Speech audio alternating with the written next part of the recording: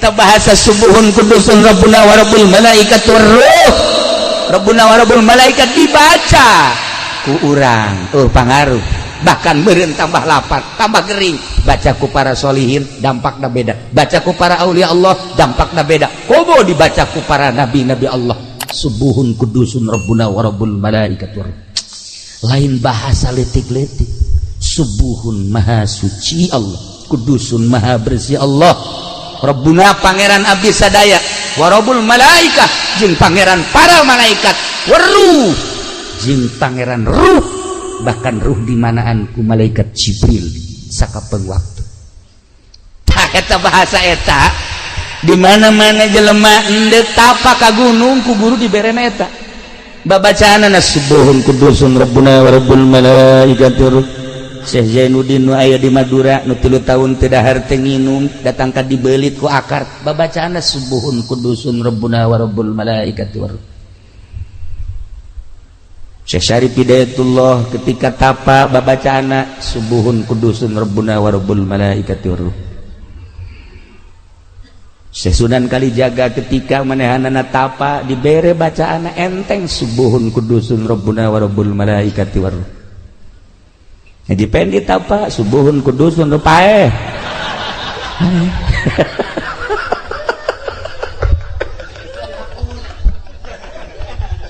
Untuk katulungan matuk wari geges isdet. Untuk ngatulungan. Babacaan eta kene, tapi kok jadi barareda. Koreng tergantung makom-makomna, roh korenganan beda. Kita ngerang ka dieu Haji Mamin rohna hampir lesu lamun teu pake nginum di rest area. Rohna teh geus kicep bae mun teu ngopi. Atuh Haji Pedi mah di rest area masyaallah eta mah tahu nyaman teu neangan anu hanet nu atake terus bae. Rohna lemah. Kita hudang ti peuting tahajud masyaallah roh leuleus luar biasa. Berat. Tapi orang lamun nyaritakeun para aulia Allah geus puguh, para mazahibul arba'ah geus puguh, para khulafaur rasyidin kabelah diana para kutubul aulia. Ya Allah ya Rabb, lamun urang ningali dina kitab Tambihul Mugtarin aya nu salat sapeuting 1000 rakaat, aya 500 rakaat, aya nu 100 rakaat, aya nu 50 rakaat, aya nu 10 rakaat. Haji Pendi mah tahajud 2 rakaat ngan 1 rakaat heulai. Niatna mah rakaat ini Allahu Akbar ngan 1 rakaat geus leng-lengan. Ya aing di gunung apa di darat sih sebenarnya. Ya Allah ya Rabbi, roh urang teu tertata. Roh urang teh teu tertata. Nah, nu mantak cek Said seorang sahabat naros Abu Ubaidah anu alhamdulillah kaula pernah jeung Haji Salim ka Yordan ziarah ka Abu Ubaidah. Masya Allah di Yordan jauh luar biasa. Datang ka ditu terasa panggih jeung sahabat. Begitu ngumpulkeun duit jang kuncena birigidik embung isin cekina mun kula narima duit isin ka sahabat Abu Ubaidah mah anti nya nama kana duit mah nya kudu narima kula. Ya Allah ya Rabbi, bandingkeun coba jeung di Banten, ayo coba atau di Karawang. Sekuro embungeun dibere duit hese mere duit teh di Bakom Abu Ubaidah hese mere duit. Kami geus ngumpulkeun duit, ya Allah sahanu daekna ye bikeun ka ieu embung, bikeun ka ieu embung. Sakitu geus lobana eta duit dibikeun di luar ge hampir arembungan. Isin sahabat mah teu maot ceknya. Kami ditinggalikeun ku sahabat. Kami mah hayang urusan sahabat teh hayang dipika cinta we ku sahabat, hayang babarengan jaga di akhirat. Kami mah daratang ka dieu teh ningali nonton muzarah teh ieu teh sarua pada ngadoakeun embung dibere hese dibere duit. Ya Allah ya Rabb, kunaon aya di urang encan jarah geus dikepruk-kepruk. Oh, kepruk kuncen aya ku sawe. Nya naga pernah jadi kuncen eta. Ayo keur carita perbandingan di ditu jeung di dieu. Ya Allah ya Rabb, meurigak buluran. Nah, cik Abu Ubaidah naon nu ditanyakeun? Kunaon urang ieu embung paeh? Ih, atuh babari teh baca. cek Abu Ubaidah bebari jawabna kunaon lantaran maneh ngabangun dunia ketika nu dibangun dunia atuh balik kana dunia ke akhirat embuk tapi ketika orang ngabangun akhirat atuh teu betah di dunia pasti ka ditu bae urang ngabangun sekolahan atuh hayang cicing di sekolahan bae urang ngabangun masjid atuh hayang cicing di masjid bae urang ngabangun imah atuh hayang cicing di imah bae urang kawin jeung nu ngora atuh hayang di ditu bae atuh kitu bae sih cek Abu Ubaidah saya teuing sih urang ngabangun kontrakan atuh hayang di dinya bae. Nah ketika urang ngabangun akhirat pasti roh urang hayang ke akhirat. Masya Allah kaharti urang bangun akhirat supaya roh urang teh terus we ke akhirat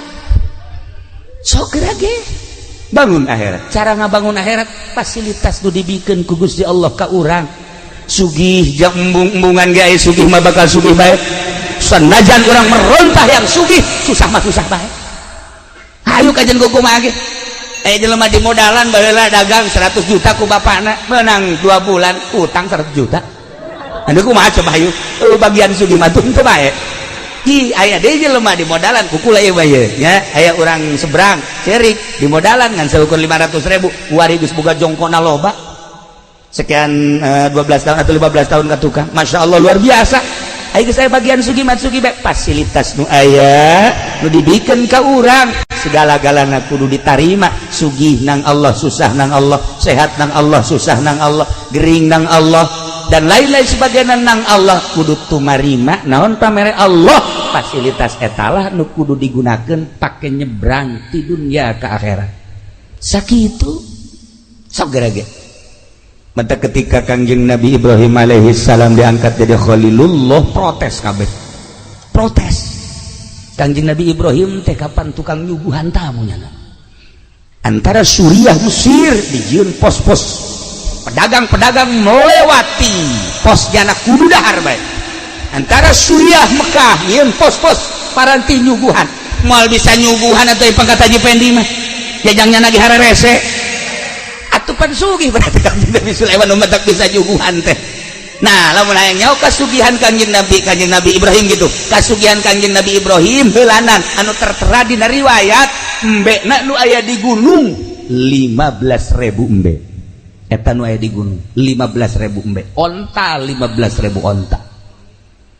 sapi 15.000 sapi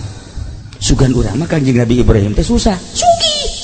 mata tiada mas nyuguhan ndek pake nyuguhan naon aya susah ndek pake nyuguhan Assalamualaikum Haji Pendi waalaikumsalam ieu kula tandar sarua jeung aing ndek kumaha nyuguhanana tapi lamun ka Haji Salim Assalamualaikum waalaikumsalam ieu kula tandar dahar di dapur sia sadaekna sia jeung piring-piring ngabawa ku sia kan ngeunaheun datang ka Haji he kalau tolol budak datang ke Haji Jari waalaikumsalam kula can dahar ya dahar ayo sadaekna sia berkat bila perlu balik bungkus ku sia kan ngeunaheun coba Haji Pendi waalaikumsalam canda atuh saru nah ikir carita Kangjeng Nabi Ibrahim teh sugih begitu diangkat jadi khalili cak Gusti Allah anta khalili ya Ibrahim protes setan protes boro-boro setan malaikat protes malaikat kabeh protes demo ya Allah ya Rob masa si nusugih jadi kakasih tuan teka harti ku mah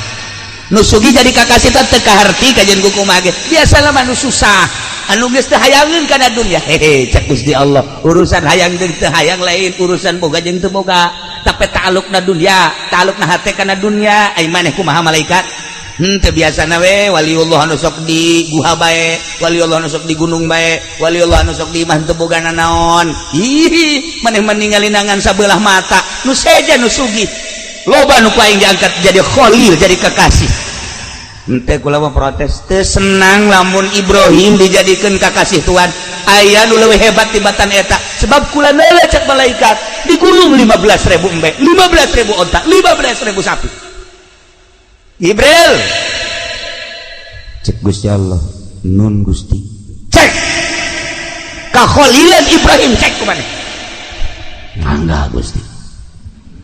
datangkan Nabi malaikat Jibril alaihissalam ngarupa manusia pas Kangjeng Nabi Ibrahim keur mujurna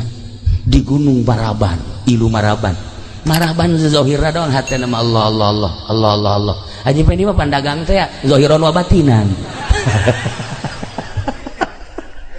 Gaji Nabi Ibrahim atuh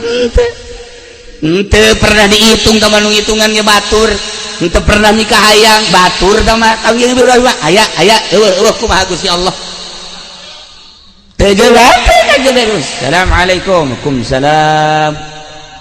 nah anjeun di mana ya abdi hamba Gusti di mana hamba Gusti we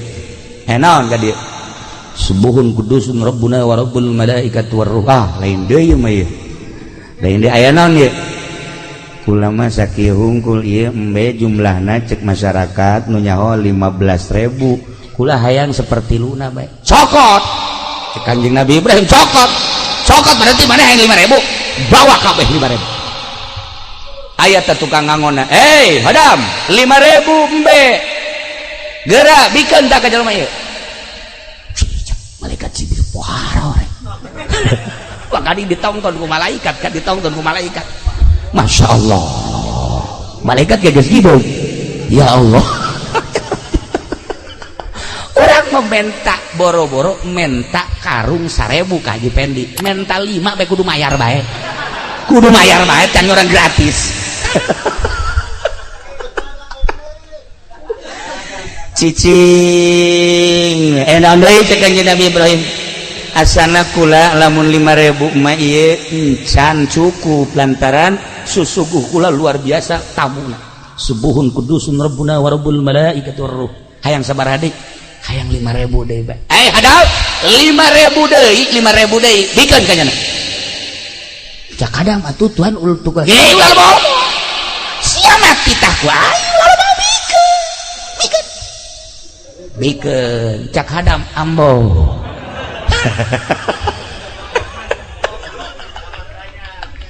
Masya Allah can balik keneh bae masih kurang aya naon deui cek Kanjeng Nabi Ibrahim asana kurang keneh ieu kula sabaraha deui mun 5.000 deui beakeun kabeh hadam beakeun kabeh na ieu 15.000 cak batur na ieu mah geus bikeun ka nyana jeung maneh-manehna jang ngangon los ka ditu kabeh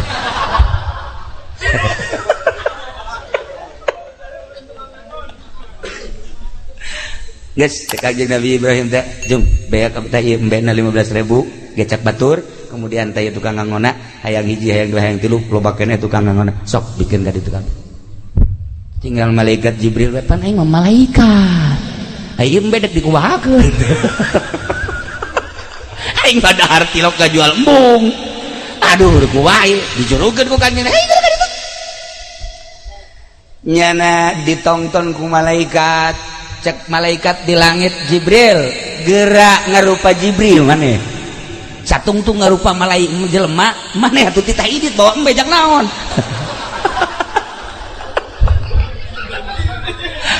oke cek malaikat Jibril aing neuk mau embe ka mana aya geus dah ngarupa langsung set subuhun kudus eta bahasana bahasa subuhun mentak lain lalagaan eta wiridan teh mantak lamun dipake ku urang bahasa malaikat Jibril eta subuhun kudusun dibaca ku urang Masya Allah karim loba anu geus kataekan naik mobil ya lamun ku urang dibaca subuhun kudusun rabbuna wa rabbul malaikati war ruh dibaca terus bisa jadi cepet ieu mah kula mah kamari beta mudik ye jeung Pak Haji Salim ye kula lalaunan maca padahal mah teu dihusu-husu ente tuh saya tuh nggak bohong coba sok aja turuti tolong ya nage hareranan barang datang ke Garut nasa sih ke Garut cuma 2 jam aneh nah itu teh dicoba padahal man teh dihusu-husu ngan inget beka abah almarhum jadiahan subuhun kudusun rabbuna wa rabbul malaikat subuhun kudus Masya Allah set dipikir-pikir deureun bae di rest area kebal jasa di rest area jah Haji Maminah yang ngabasoh heula nya nama rohna lemah jasa sarua aja Haji Pendi pohara tah mah mun teu dibasohan teu datang ke Garut tapi sakitu lilana saja maleui kok masih cepat baik nah ieu bahasa malaikat Jibril subuhun kudusun rabbuna wa rabbul malaikati war ruh nyana langsung ngarupa malaikat kaget Kanjeng Nabi ngananta anjeun sebenarnya saha Jibril Masya Allah maksudna kula diutus ku Gusti Allah titah ngecek kakholilan anjeun lantaran ketika Allah ngangkat derajat ka anjeun sebagai khalilullah malaikat kabeh protes kusugihna anjeun termasuk makhluk-makhluk Allah di dunia kusugihna anjeun protes henteu setuju dengan derajat kakholilan Allah ngutus kula untuk mengecek ternyata henteu diengkekeun mental 5.000 tah 5.000 tah 10.000 tah ternyata malaikat kabeh kuari geus ngohekeun bahwa anjeun teh berpangkat khalilullah cek Nabi Ibrahim teu perlu ku makhluk kula makhluk mah sanajan malaikat deuk percaya deuk henteu nu penting mah kula mah jeung Allah tuh kitulah jelema luhur ya Allah ya Rabb lamun urang nyaritakeun seputar jelema luhur kapan manusia teh aya 3 tahap aya hayawani aya ruhbani aya robbani ketika manusia berpangkat hayawani cara urang ibadah teh hiji kudu make baju bagus bae 2 kudu loba jelema bae katilu lamun teh amah teh hayang kalem teh cumpon bae eta bedet berjamaah bae haji pendi maka masjid hei dak aya berjamaah aing imamna bae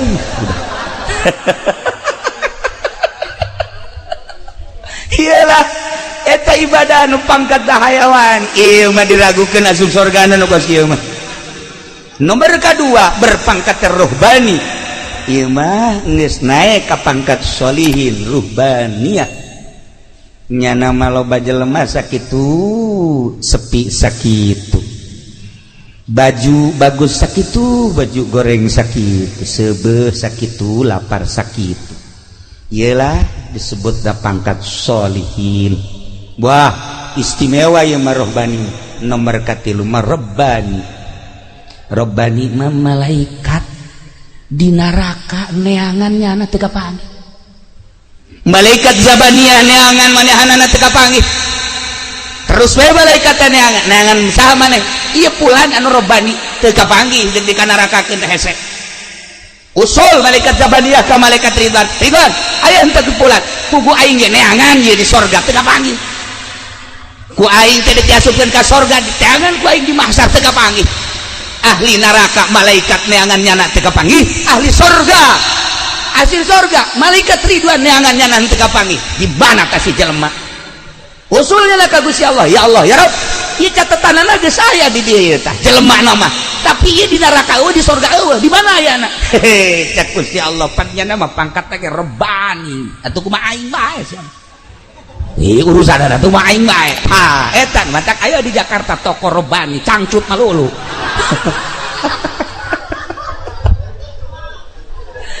beres ke Jakarta nah iyalah saha nu pangkat Rabbani kutub Rabbani wal arifus somadani para aulia Allah Syekh Abu Hasan As-Sadili Syekh Abdul Salam Al-Masyish Syekh Abdul Qadir Al-Jailani diurang para aulia Allah nu diangkat jadi kutubul aulia pangkatna wal arifus somadani Rabbani heseun malaikat di neraka neangannyana heseun malaikat di sorga neangannyana kapanggih bebejak ka Gusti Allah cak Gusti Allah jana mah teu hayangeun neraka teu embungeun neraka teu hayangeun sorga hayang ge jeung aing atuh keur jeung aing bae kumaha aing nya Masya Allah nah ieu urang cerita seputar ruh urang aya di mana apakah di hayawani apakah di rohbani apakah di robbani apa di rohbani deres kene masih hayawani hayang kalem ge masih kene susuitan nya nandek salat ge susuit salat eta mah nandek salat susuitan tolol hayang kanyawan ku tatangga patlon nah deres kene lah masih kene salat kene bae sanajan ka neraka ke wayahna mah dicabut ieu tetapi lamun enggeus kafir musyrik munafik geus teu mangakui kanu nyieun diri urang ieu nu cilaka jasa para jamaah kaum muslimin wal muslimat rahimakumullah lamun urang nyaritakeun seputar ruh atupan aya parantina jang urusan roh urusan awak mah gering dokter ngurusan ruhani gering atuh kiai Kiai nu mana cenah atuh kadi itu ka Kiai Golkar coba sih ada tuh atuh urang kan bego kudu salah naon sih ieu roh kura gering ieu geus sarua cek nya nonton bola bae bareng atuh di dia tuh gitulah para jamaah aya bagian-bagianana moal melenceng kajen kukumaha ge ahlina aya bagian ruhani anu nyahoeun nyana roh ieu mah kieu roh ieu mah kieu insyaallah aya jasa anu nyahoeun nu mantap teu sembarangan mursyid mere wiridan teh ieu mah cukup sholawat teh sholawat ieu mun cara obat cukup ku bodrek cukup ku prokol cukup ku naon deui kitu ngaranna dan lain-lain obat warung lah engke geus rada kronis nah karak naik engke ka dokter gitulah ahli ruhani. Jadi kesimpulanna mah awak urang mah jasad ketika roh geus kaluar digotong dikubur seminggu 2 minggu buka ku urang getih nana geus eueuh nanaon sebulan 2 bulan tulang taleng geus eueuh hargaan nu kuari di mama-mama di buya-buya isuk pageto mah dilatungan nu kuari di komandan-komandan isuk pageto hiledan nu kuari dipoles ku urang boh awewe mah moal ke timimiti putih koneng hidung wah para jasa isuk pageto beak pokona mah kajen kumaha jadi kebanggaan ayeuna ludes di jero kubur ruh urang anu baheula Allah nyarios wa nafakhtu fihi mir ruh mantak aslina awak urang aslina jasad urang mah lain awak wa amma haqiqatuka fahiya mutawariyatun khalfal izdiwaj panjang mun urang nyaritakeun ruh jeung di diri urang aya ruh bakal nikmat urang menyaritakeun ruh bakal nyaho urang ka makom manusia anu boga makom boga hal pangkat-pangkat manusia kateropong ku ahlina urang mangan sakadar nyaritakeun tur paling geh urang mangan sakadar cinta ka ahli Allah subhanahu wa ta'ala wa adnan nasib at-tasdiq wa taslim panghandapna bagian kewalian tentang ruhani geus bae urang pasrah jeung percaya sebab naon urang nyaritakeun tentang zuhud nyaritakeun tentang riyadhah nyaritakeun tentang mujahadah ngan sakadar di bibir ngalaksanakeunna mah hesena luar biasa mun tadi dicaritakeun seputar sireum urusanana zuhud seputar Kangjeng Nabi Ibrahim urusanana zuhud urang menyaritakeun Kangjeng Nabi urang kazuhudanana muringgak bulu ketika seluruh batu nu aya di Mekah seluruh batu nu aya di Madinah wakila seluruh batu nu aya di